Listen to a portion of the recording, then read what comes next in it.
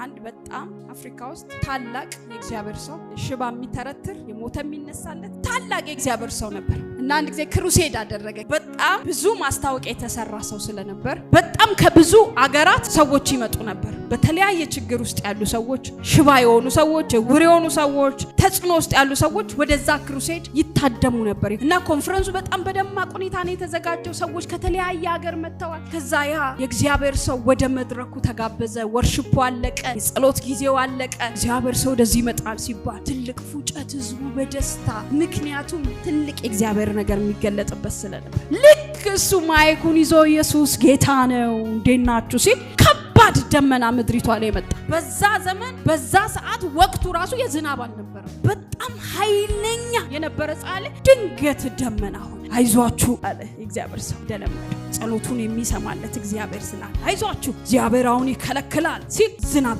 ጠብ ማለት ጀመረ። እንደነገርኳችሁ በጣም ትልቅ አመታዊ ክሩሴድ ነው። ከብዙ ሀገር ነው ሰው የተሰበሰበው። ስቴዲየሙ ጤም ብሏል። ሰው ኦቨርፍሉ ከደጅ አለ። ከዛ እጁን ዘረጋና እንደዚህ አለ፣ አባቶ ያለ ይህ ዝናብ እንድትከለክል ሰማያት እንዲዘጉ አዝዣለሁ ሲል በኃይል ዝናብ ዱብ ማለት ጀመረ።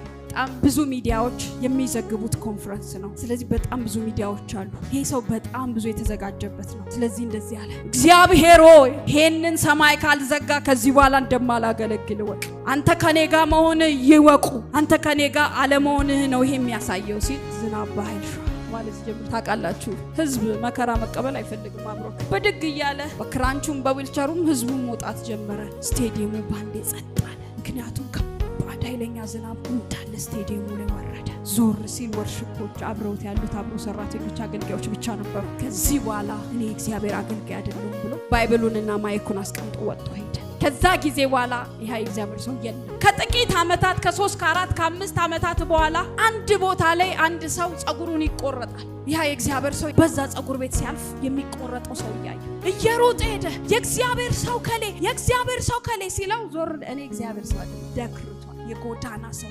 እባክህ አለው። ይሄ ጸጉሩን ይቆረጥ የነበር ሰው ብዙ ዘመን ስፈልግ ነበር፣ ብዙ ዘመን ምስክርነት ነበር ይላል። አዎ ብዙዎች በእኔ ተሰርቷል፣ እኔ ነው እንጂ አብሮኝ የሌለው እግዚአብሔር ኖ እግዚአብሔር አብሮክ ነበር። እባክህ 1 ደቂቃ ስጠኝና ልመስክርልሃልና በግድ ያስኩት ነገር ልንገር፣ እግዚአብሔር ካንተ ጋር ነው አለው።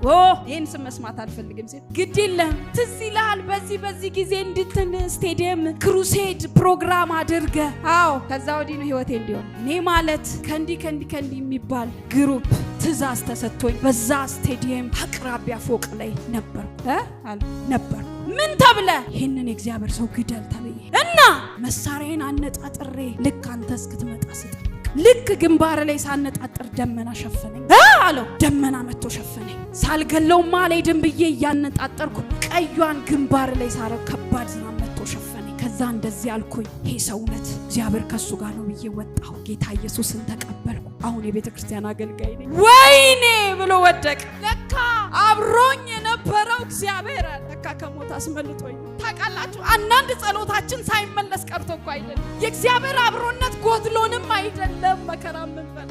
እግዚአብሔር ዝም ሲል ከሆኑ ነገሮች እያስመለጠን። ምን አለው? ልገል ነበር፣ ግዳጅ ተሰጥቶኝ ነበር። ከአንድ የጥልቅ ቦታ ላይ አባል ነበርኩ። ግደል ተብዬ ለኔ ነበረ የተሰጠኝ። ልገድል ሳነጻጽር ደመና ሸፈነኝ። የምን ደመና ብዬ እንደምንም ብዬ አነጣጥሬ ቀዩን ሳበራብህ ታላቅ ዝናብ መጥቶ ዘነበ። ህዝቡም ተበተነ።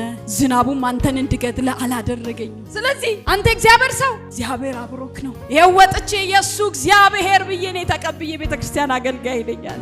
ያ ሰው በዚህ ሊገድለው በነበረው ሰው እጅ ንስሐ ገብቶ ወደ እግዚአብሔር ቤት ተመለሰ።